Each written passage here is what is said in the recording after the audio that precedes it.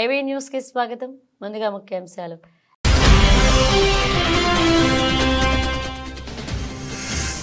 Great service society వారి ఆధ్వర్యంలో high స్కూల్లో విద్యార్థులకు రగ్గులు మరియు హైజీనిక్ కిట్లు ప్యాకెట్లు పంపిణీ చేశారు.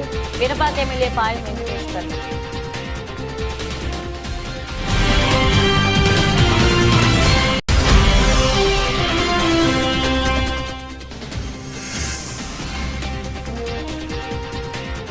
సిఐటి యూనియన్ ఆధ్వర్యంలో ఎమ్మెల్యేస్ పాయింట్ అస్పాపురం వద్ద జనవరి 1వ తారీఖు నుండి నిరవధిక సమ్మె.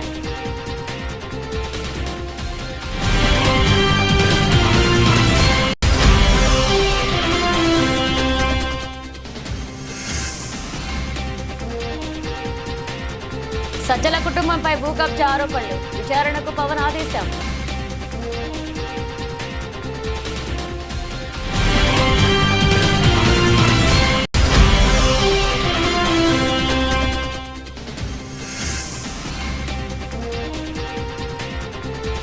ఎమ్మెల్సీ కవిత నేతృత్వంలో బీసీ మహాసభ, సర్పంచుల సంఘం పలు బీసీ సంస్థల సంఘీభావం.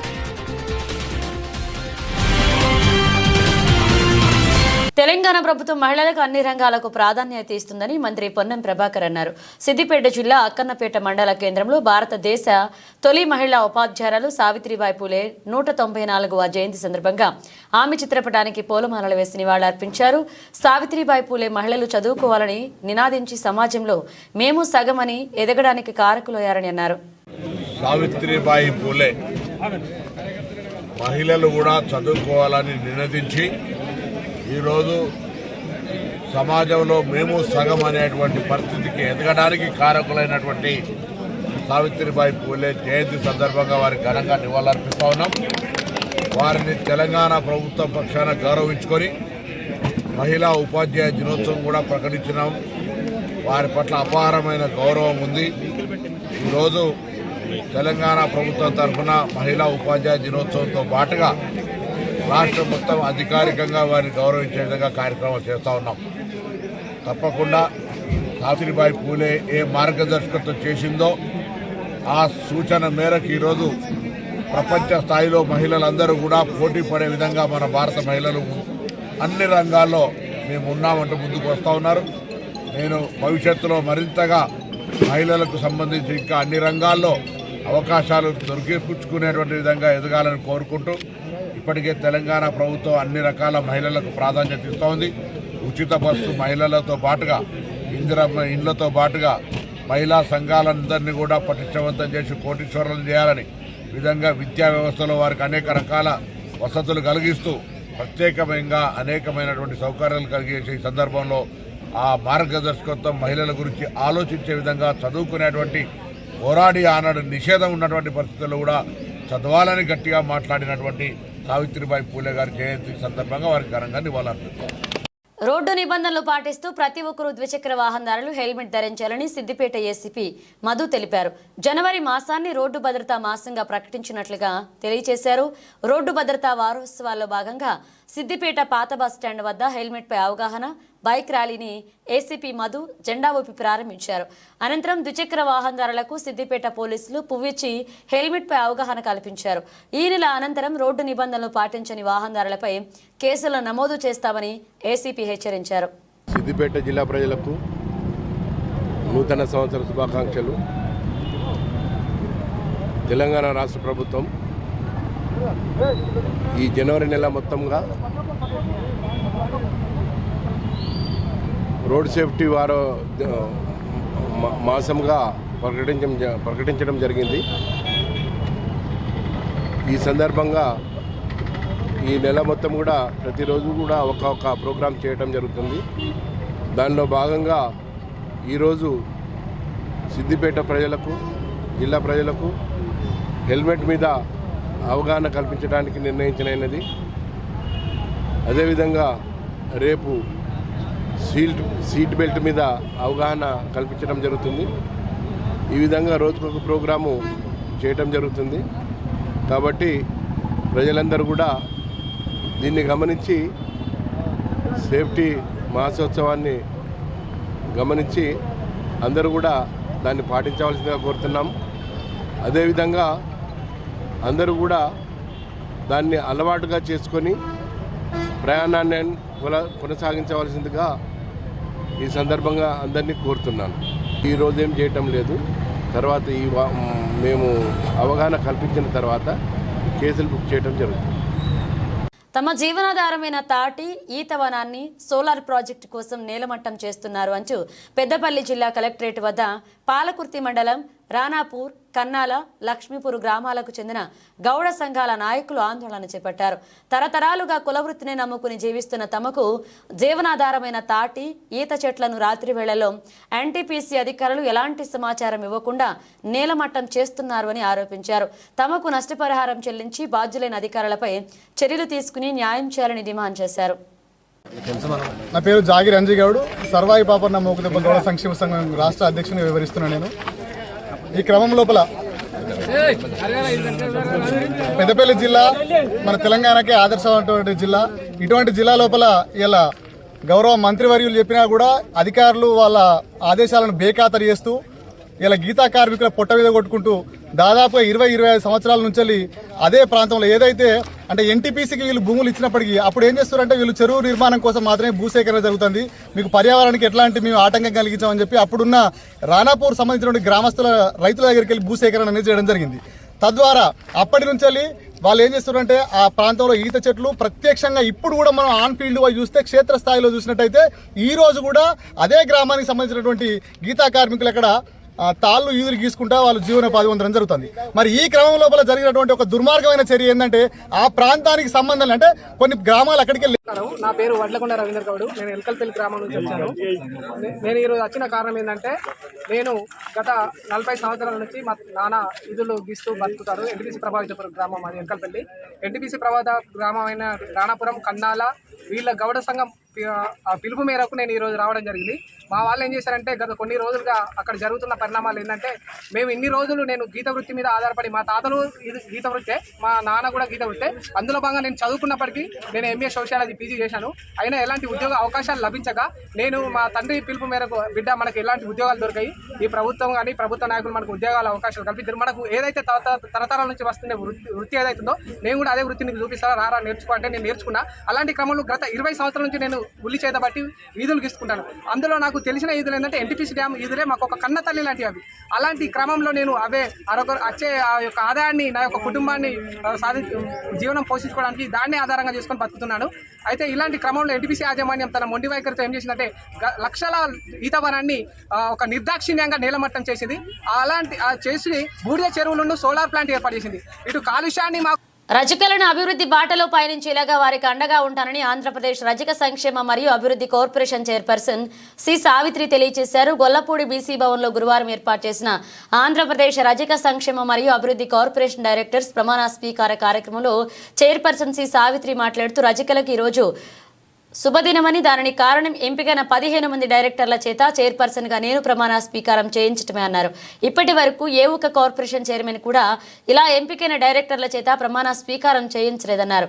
మా అందరిపై ఎంతో గురుతరమైన బాధ్యత ఉందన్నారు.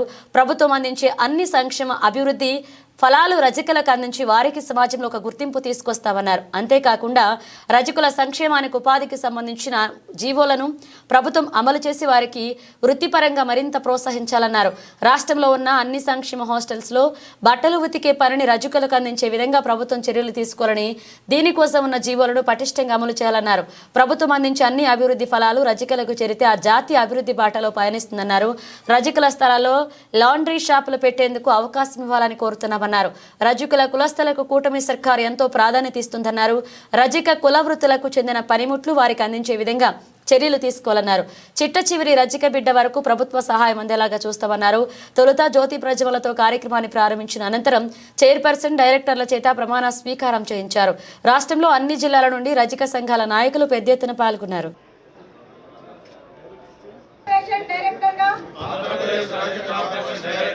నిజమైన విశ్వాసం విధేయత చూపుతానని ఆంధ్రప్రదేశ్ రజక కార్పొరేషన్ సంక్షేమం మరియు అభివృద్ధి కార్పొరేషన్ విధి విధానాలను కర్తవ్యాలను శ్రద్ధతో అంతఃకరణ శుద్ధితో నిర్వహిస్తానని భయం కానీ పక్షపాతం కానీ రాగద్వేషాలు కానీ లేకుండా ఆంధ్రప్రదేశ్ రాష్ట్ర రజక అభివృద్ధి కార్పొరేషన్ యొక్క మార్గదర్శకాల ప్రకారం ప్రభుత్వం విధి విధానాలను అమలు చేస్తానని దైవ సాక్షిగా ప్రమాణం చేస్తున్నాను. మీడియా మిత్రులందరికీ రజక కార్పొరేషన్ నుండి మా డైరెక్టర్స్ తరపు నుండి మా పెద్దల నుండి అందరికీ సహృదయంగా నమస్కరిస్తూ ఈరోజు మా కార్పొరేషన్ డైరెక్టర్స్ యొక్క ప్రమాణ స్వీకారానికి విచ్చేసిన మిత్రులందరికీ రజక సోదరులందరికీ బంధువులందరికీ ప్రత్యేక ధన్యవాదాలు తెలుపుతూ మా రజక జాతికి ఒక మంచి సుదినము అని ప్రముఖంగా మేము గట్టిగా నమ్ముతూ ఒక విషయాన్ని మీడియా పరంగా మేము వెల్లడించదలుచుకున్నాము. ఈరోజు మా బీసీ మినిస్టర్ సవితా మేడం గారు వస్తారు అనే ఆశతో ఉన్నాము. చివరి క్షణంలో రాలేకపోయారు. వారికి మేము మా రజక కమ్యూనిటీ రజక కార్పొరేషన్ నుండి కొన్ని వినతి పత్రాలు ఉన్నాయి. వాటిని మేము మేడం గారికి మెమరాండం ఇస్తూ కొన్ని సదుపాయాలు మాకు కావాలని కోరడం జరుగుతుంది. వారు మాకు మరీ టైం కేటాయిస్తాము అన్నారు. ఇప్పుడు రాలేకపోయినా ఈ మధ్య కాలంలో రాష్ట్ర కార్పొరేషన్ రజక కార్పొరేషన్ బాధ్యత తీసుకున్న తర్వాత మొదటగా ఆంధ్రప్రదేశ్లో రజక వెల్ఫేర్ కమిటీ ఏదైతే ఉందో అన్ని జిల్లాలలో మళ్ళీ పునః ప్రారంభం కావాలని జియో 6ను ఇంప్లిమెంట్ చేయాలని ప్రిన్సిపల్ సెక్రటరీ గారికి అలాగే జిల్లా కలెక్టర్స్ గారికి మేము ఒక రిప్రజెంటేషన్ ఇచ్చాము. వారందరూ పెద్దలు సానుకూలంగా స్పందించి వాటి అమలు కోసము ప్రయత్నం చేశారు. ఇంప్లిమెంట్ చేస్తున్నారు. కొన్ని జిల్లాలలో వచ్చేసింది, మిగతా జిల్లాలో తొందరలో వెల్ఫేర్ కమిటీ ప్రారంభమవుతుంది. రెండవది జియో నెంబర్ 27 ఏదైతే గవర్నమెంట్ ఇన్స్టిట్యూషన్స్ ఉన్నాయో వాటన్నింటిలోన రజక సోదరులకు సోదరీమణులకు రావాల్సిన ఏదైతే ఉద్యోగాలు ఉన్నాయో అవి కేవలం రజకులకు మాత్రమే రావాలి అని మేము ఒక రిప్రజెంటేషన్ ఇచ్చాము. వాటికి కూడా ప్రభుత్వము చాలా సానుకూలంగా వ్యవహరిస్తూ జియో 27 వీలైనంత తొందరలో ఇంప్లిమెంట్ చేయడానికి మాకు సదా మా కార్పొరేషన్ నుండి గవర్నమెంట్ కూటమి ప్రభుత్వము అండగా ఉంటుందని నమ్ముతూ అలాగే మరికొద్ది రోజుల్లో సభ్యత్వ నమోదు చారిత్రాత్మక మైలురాయిని చేరుకోబోతున్న నేపథ్యంలో 1 కోటి మంది కార్యకర్తలకు ప్రమాద బీమా కల్పించేలాగా పార్టీ జాతీయ ప్రధాన కార్యదర్శి నారా లోకేష్ ఇన్సూరెన్స్ కంపెనీతో అవగాహన ఒప్పందం కుదుర్చుకున్నారు. ఉండవల్లి నివాసంలో జరిగిన కార్యక్రమంలో ఈ మేరకు మంత్రి లోకేష్ యునైటెడ్ ఇండియా ఇన్సూరెన్స్ ప్రోగ్రాటిక్ ఇన్సూరెన్స్ బ్రోకింగ్ ప్రతినిధులు ఎంఓయూపై సంతకాలు చేశారు. 1 కోటి మంది కార్యకర్తల కోసం ఒకేమారు ఇన్సూరెన్స్ సౌకర్యం కల్పించడం రాజకీయ పార్టీల చరిత్రలో ఇదే ప్రథమం. ఒప్పందం ప్రకారం జనవరి 1, 2025 నుంచి డిసెంబర్ 31, 2025 వరకు 1 కోటి మంది కార్యకర్తల బీమా కోసం తొలి విడతలో 42 కోట్ల రూపాయలు పార్టీ చెల్లించింది. వచ్చే ఏడాది కూడా దాదాపు ఇదే మొత్తంలో ప్రీమియం సొమ్మును పార్టీనే చెల్లిస్తుంది. ఈ ఒప్పందం ప్రకారం కార్యకర్తలకు 5 లక్షల ప్రమాద బీమా లభిస్తుంది. కార్యకర్తల సంక్షేమం అనేది సారథిగా యువనేత నారా లోకేష్ బాధ్యతలు చేపట్టాక క్యాడర్ సంక్షేమమే లక్ష్యంగా విప్లవాత్మక నిర్ణయాలు తీసుకున్నారు. వివిధ ప్రమాదాల్లో దెబ్బతిన్న కార్యకర్తలను ఆదుకునేందుకు కేంద్ర కార్యాలయంలో ప్రత్యేక సెల్ను ఏర్పాటు చేశారు. మృతి చెందిన కార్యకర్తల పిల్లల కోసం హైదరాబాద్తో పాటుగా కృష్ణా జిల్లా చల్లపల్లిలో ఎన్టీఆర్ ట్రస్ట్ తరపున రెసిడెన్షియల్ స్కూల్స్ ఏర్పాటు చేసి ఉచితంగా విద్యను అందిస్తున్నారు. కుటుంబ సభ్యులు మాదిరి పార్టీ క్యాడర్ను కంటికి రెప్పలా కాపాడుకునేందుకు లోకేష్ చేస్తున్న కృషిపై కార్యకర్తలు హర్షాతిరేకాలు వ్యక్తమవుతున్నాయి. క్రీడారంగ అభివృద్ధికి సీఎం చంద్రబాబు అనేక చర్యలు తీసుకుంటున్నారని, ముఖ్యంగా క్రీడాకారులను ప్రోత్సహించే మంచి ఉద్దేశంతో దేశంలో ఎక్కడా లేని విధంగా అత్యుత్తమ క్రీడా పాలసీని కూటమి ప్రభుత్వం రాష్ట్రంలో అమలు చేస్తుంది అని గుడివాడ ఎమ్మెల్యే వెనిగండ్ల రాము అన్నారు. ఇటీవల మైలవరంలో జరిగిన కృష్ణా జిల్లా స్థాయి పవర్ లిఫ్టింగ్ పోటీల్లో పతకాలు గెలుచుకున్న లిఫ్టర్లను గురువారం ఉదయం ఏలూరు రోడ్లోని ఫిట్ జోన్ జిమ్ ఆవరణంలో ఎమ్మెల్యే వెనిగండ్ల రాము అభినందించారు. ఈ సందర్భంగా ఆయన పవర్ లిఫ్టింగ్ చేస్తూ క్రీడాకారులను ఉత్సాహపరిచారు. మాస్టర్స్, సబ్ జూనియర్స్, జూనియర్స్ విభాగాల్లో వివిధ కేటగిరీలో నిర్వహించిన జిల్లా స్థాయి పోటీల్లో పాల్గొన్న ఫిట్ జోన్ జిమ్ లిఫ్టర్లు 6 బంగారు పతకాలు, 4 రజత పతకాలు, 2 కాంస్య పతకాలు గెలుచుకున్నట్లుగా కోచ్ మహమ్మద్ సైదా తెలిపారు. తమను ప్రోత్సహిస్తున్న ఎమ్మెల్యే రాముకు ఆయన ధన్యవాదాలు తెలిపారు. ఈ కార్యక్రమంలో ప్రముఖ వైద్యుడు డాక్టర్ మాగంటి శ్రీనివాస్, టీడీపీ నాయకులు Gokavarapu Sunil Mohammed, Rafi, fit zone gym సభ్యులు, బాడీ బిల్డింగ్ అలాగే పవర్ లిఫ్టింగ్, వెయిట్ లిఫ్టింగ్ క్రీడాకారులు పాల్గొన్నారు. ఇటీవల జరిగిన Krishna district power lifting association వారి పోటీల్లో ఈ ఫిట్ జోన్ నుంచి అనేక మంది పాల్గొన్నారు. వీళ్ళందరూ ఆల్మోస్ట్ గోల్డ్ మెడల్స్ చాలా మందికి వచ్చినాయి అన్ని విభాగాల్లోనూ. Especially squat, bench press, deadlift ఈ 3 విభాగాల్లోనూ బెంచ్ ప్రెస్లో ఎక్కువ మందికి వచ్చినాయి. అలాగే స్క్వాట్, మిగతా 3 ఓవరాల్ కూడా చాలా మంది గోల్డ్ మెడల్స్ రావడం నిజంగా ఆనందదాయకం. ఫిట్నెస్ అనేది మంత్రం. బేసికల్లీ ఫిట్నెస్ అనేది స్పోర్ట్స్ ద్వారాను, ఇలాగే మనకు వెయిట్ లిఫ్టింగ్ అయినా కానీ ఏదైనా కానీ ఫ్రీ వెయిట్స్ అనేది ఎప్పుడైనా కానీ ఆరోగ్యానికి మంచిది. ఫ్రీ వెయిట్స్ నాకు అత్యంత ఇష్టమైన ఎక్సర్సైజెస్ బేసిక్గా. సో అందరూ అది మన చంద్రబాబు గారి ప్రభుత్వం కూడా, మన కూటమి ప్రభుత్వం ఈసారి మనకి స్పోర్ట్స్కి స్పెషల్ ఇంట్రెస్ట్ చూపిస్తూ ఉంది. ప్రతి చోట అన్ని చోట్ల ఇప్పటికే ఆటల పోటీలు అన్ని చోట్ల పెడతా ఉన్నాం. మనం కూడా రాష్ట్రంలో ప్రతిభ చూపించే వాళ్ళందరినీ వెలుగు తీసుకునే క్రమంలో మనందరం కూడా మీరందరూ కూడా కలిసి రావడం చాలా సంతోషంగా ఉంది.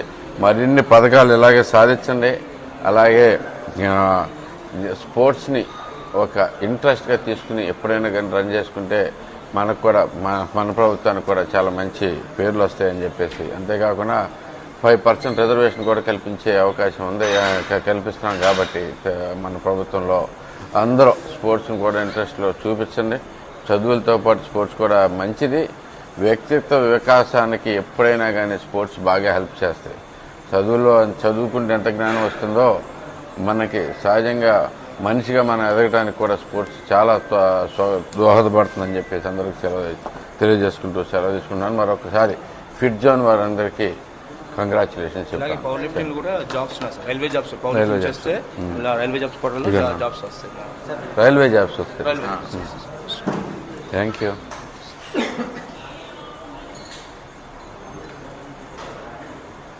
బోర్డర్ గవాస్కర్ ట్రోఫీ సిరీస్లో భాగంగా సిడ్నీ వేదికగా జరుగుతున్న 5వ టెస్టులో భారత బ్యాటర్ రిషబ్ పంత్ గాయపడ్డాడు. ఆసీస్ పెసర్ మిచెల్ స్టార్ విసిరిన బంతి పంత్ మోచేతి పైన తాగడంతో వెంటనే వాపు వచ్చేసింది. ఆ నొప్పితో పంత్ విలవిల్లాడాడు. బంతి తగిలిన చోట పెద్ద మచ్చలా ఏర్పడింది. వెంటనే సిబ్బంది వచ్చి చికిత్స అందించారు. ఆ తర్వాత పంత్ తిరిగి ఆటను కొనసాగించాడు. 35వ ఓవర్ 3వ బంతికి ఇలా పంత్ గాయపడ్డాడు.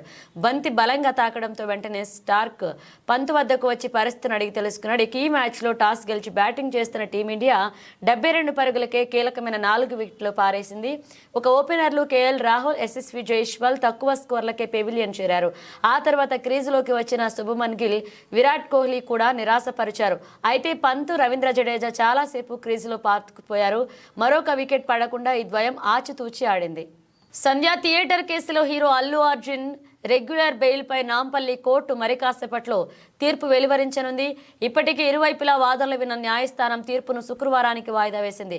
ఇదే కేసులో బన్నీకి హైకోర్టు మధ్యంతర బెయిల్ ఇచ్చిన విషయం తెలిసిందే. కాగా పుష్ప 2 బెనిఫిట్ షో సందర్భంగా సంధ్యా థియేటర్ వద్ద జరిగిన తొక్కిసలాట ఘటనలో రేవతి అనే మహిళ మృతి చెందింది. ఆమె మరణానికి కారణం అంటూ అల్లు అర్జున్ పై చిక్కడపల్లె పోలీసులు కేసు నమోదు చేశారు.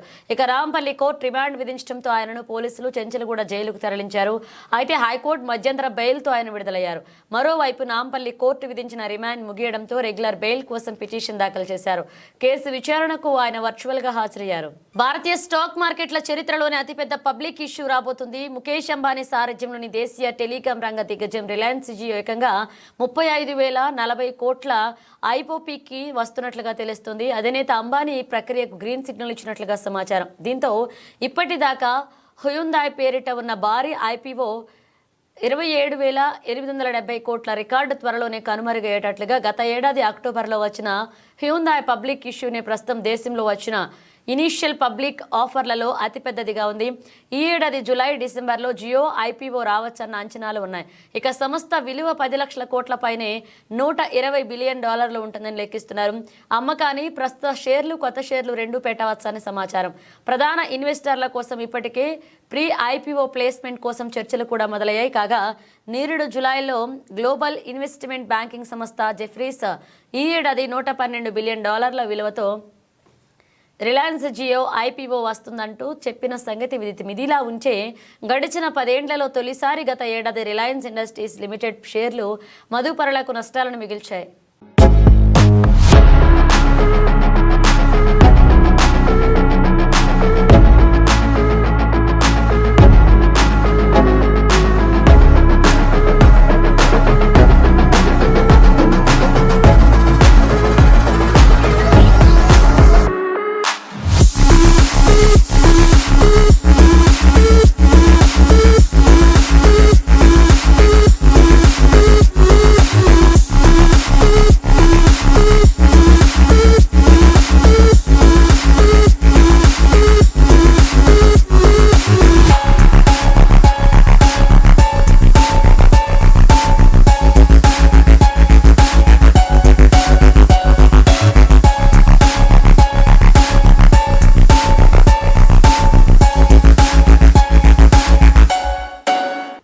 భద్రాద్రి కొత్తగూడెం జిల్లా మనుగూరు మండలం పరిధిలోని మనుగూరు జడ్పీహెచ్ఎస్ హై స్కూల్లో గ్రేస్ సర్వీస్ సొసైటీ వారి ఆధ్వర్యంలో హై స్కూల్లో విద్యార్థులకు రగ్గులు మరియు హైజీనిక్ గిఫ్ట్ ప్యాకెట్లను పంపిణీ చేశారు. పినపాక ఎమ్మెల్యే పాయం వెంకటేశ్వర్లు వారు మాట్లాడుతూ గ్రేస్ సర్వీస్ సొసైటీ వారు అనేక సేవా కార్యక్రమాలు చేస్తున్నారు.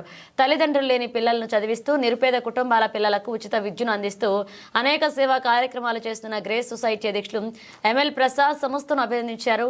కాంగ్రెస్ ప్రభుత్వం విద్యార్థులకు పెద్దపీట వేసిందని ఈ జడ్పీహెచ్ఎస్ స్కూల్కి 20 లక్షల ఖర్చుతో మంచినీటి సదుపాయం, విశాలమైన గ్రౌండ్కి ఉపాధ్యాయుల కోరిక మీద నిధులు మంజూరు చేసి విద్యార్థులకు అందుబాటులో తీసుకొచ్చామని, విద్యార్థులు ఆటపాటలతో కూడా ఉత్సాహంగా పాల్గొనాలి అని, ఉపాధ్యాయులు చెప్పే పాఠాలను శ్రద్ధగా విని ఉన్నత శిఖరాలకు చేరి మంచి ఉద్యోగాలు సాధించి భారతదేశానికి మీ కుటుంబానికి ఆదర్శంగా నిలవాలన్నారు.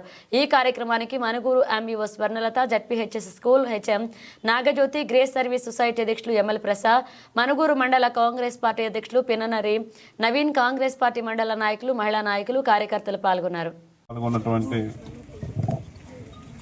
హెచ్ఎం గారు, ఎంఈఓ గారు, గ్రేస్ మరి వాళ్ళ society grace service society working president ML Prasad గారు, గ్రేస్ హాస్టల్స్ ఐటీఐ నిర్వహిస్తున్నటువంటి నిర్వాహకులు పుల్లారావు గారు, అదేవిధంగా హరీష్ గారు, సామ్యుల్ గారు, నాతో పాటు విచ్చేసినటువంటి కాంగ్రెస్ పార్టీ మండల అధ్యక్షులు నవీన్ గారు, ముఖ్య నాయకులు, కార్యకర్తలు, ఉపాధ్యాయులు, విద్యార్థులు అందరికీ ముందుగా 2025 కొత్త సంవత్సర శుభాకాంక్షలు తెలియజేస్తా ఉన్నాను.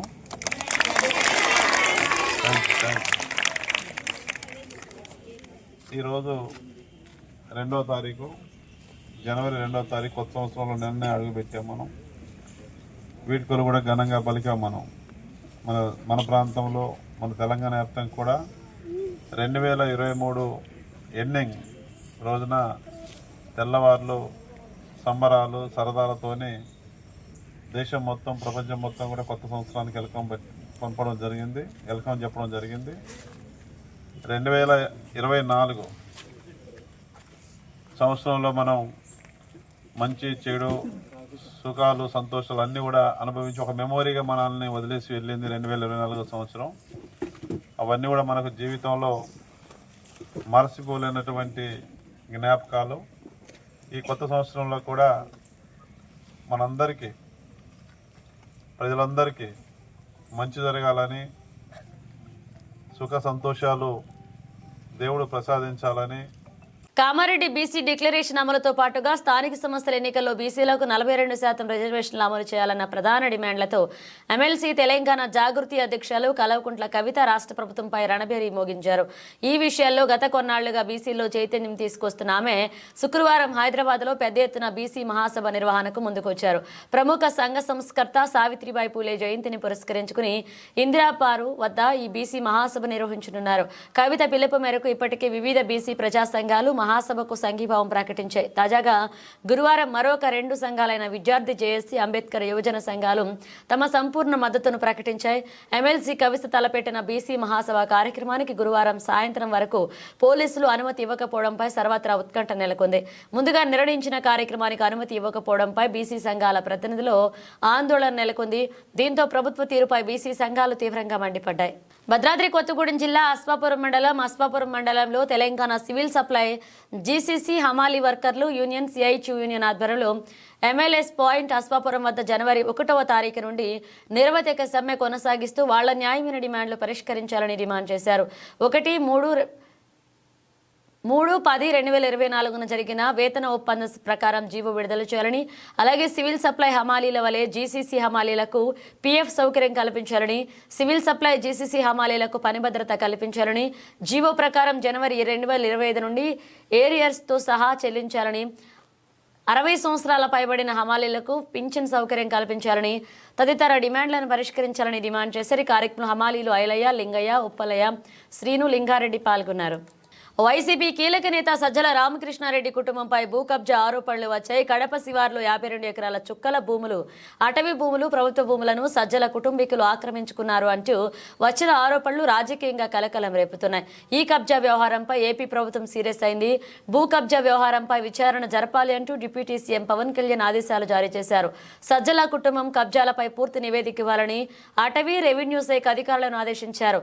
పేదల ప్రభుత్వ భూముల జోలికి ఎవరు వచ్చినా సహించేది లేదు అని ఆయన హెచ్చరించారు. డిప్యూటీ సీఎం ఆదేశాలతో అధికారులు విచారణకు నిమిత్తం రంగంలోకి దిగారు. ఫారెస్ట్ రెవెన్యూ అధికారుల భూములను సర్వే చేస్తున్నారు. మరొక వైపు ఈ భూముల్లోనే సజ్జల గెస్ట్ హౌస్ కట్టుకున్నట్లుగా తెలుస్తోంది. ఇటీవలే దక్షిణ కొరియా, కజకిస్తాన్లలో వరుసగా జరిగిన ఘోర విమాన ప్రమాద ఘటనలను మరువక ముందే అమెరికాలో మరొక ప్రమాదం జరిగింది. దక్షిణ కాలిఫోర్నియాలో ఒక చిన్న విమానం ఘోర ప్రమాదానికి గురైంది. ఓ భవనం రూప్ టాప్ పై ఫ్లైట్ కుప్పకూలింది. దుర్ఘటనలో 2 వ్యక్తులు మృతి చెందారు. 18 మంది తీవ్రంగా గాయపడ్డారు.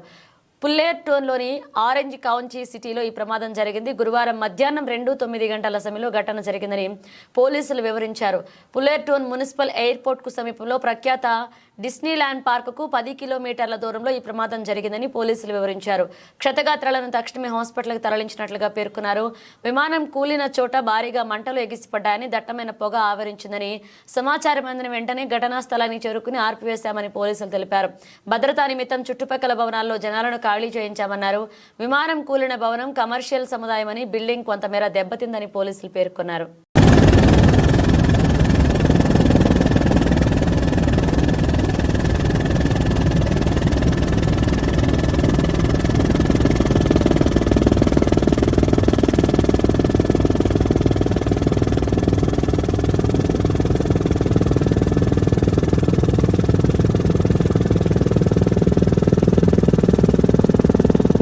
బులెటిన్ ముగించే ముందు హెడ్లైన్స్ మరోసారి.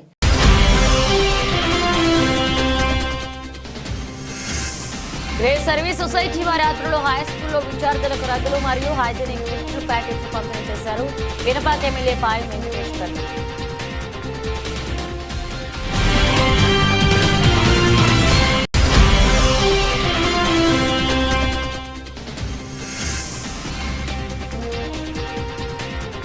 సిఐటి యూనియన్ ఆధ్వర్యంలో ఎమ్మెల్యేస్ పాయింట్ అస్మాపురం వద్ద జనవరి 1వ తారీఖు నుండి నిరవధిక సమ్మె.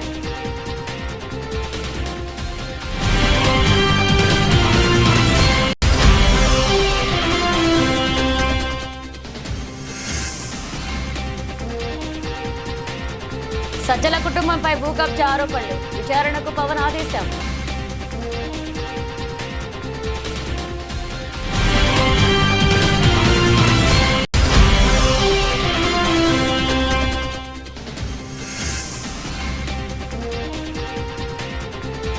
ఎమ్మెల్సీ కవిత నేతృత్వంలో బీసీ మహాసభ, సర్పంచుల సంఘం, పలు బీసీ సంస్థల సంఘీభావం.